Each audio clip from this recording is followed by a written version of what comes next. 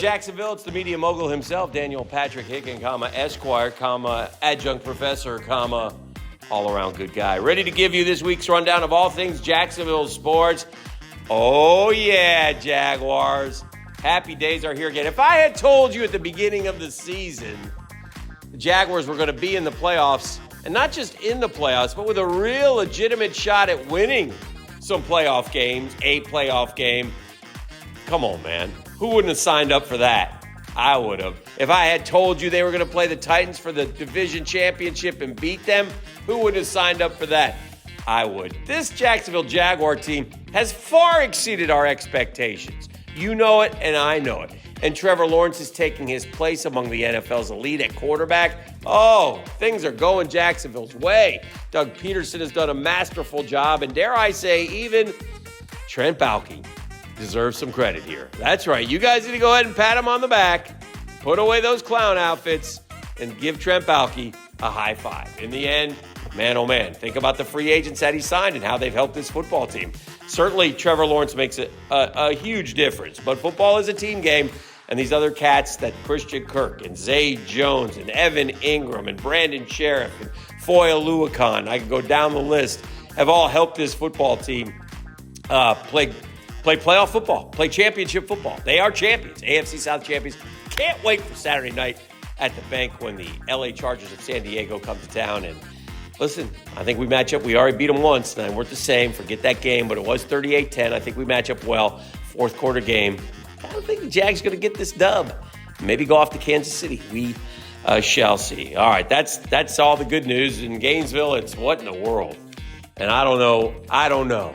Yeah, I can tell you every story I heard, and some include $13 million going to an 18-year-old quarterback, and some would say that's the going rate, and some would say that's what the other schools are doing. And this NIL thing, look, I'm not going to get into what I think it's ludicrous that we pay these kids that much money, but whatever, that's not the issue. You got to pay if you want to play. If you want to be champions, you're going to have to do it. And we can sit here and not do it and be 6-7 every year. Or we can do like the rest of the schools do, Alabama, Georgia, Ohio State, do it and compete for championships. It's that simple. Florida, you need to decide your identity. All right? Do you want to be top 5 university in all the land academically? Or do you want to we want to compete with Alabama? Do you want to be Vandy or do you want to be Alabama? You guys decide. You guys decide. You know what Gator Nation wants. I know what Gator Nation wants. I live with Gator Nation every day. I know what they want. You guys, Scott Strickland, it might be out of your hands, but you got to take charge, man. You got to be a leader. Billy Napier, you can't keep your head in the sand. And I know you're not. I know you're aware of this stuff, but this is not a good look. And why is it only at Florida? Why do we keep playing we can't do that. Well, that's against what rules are there? I mean, I'm not saying break the rules. I just don't think there are any rules. You can tell me there are rules. Where? Who? Kansas won a basketball title. They cheated. Their coach got suspended 3 whole games. Ooh.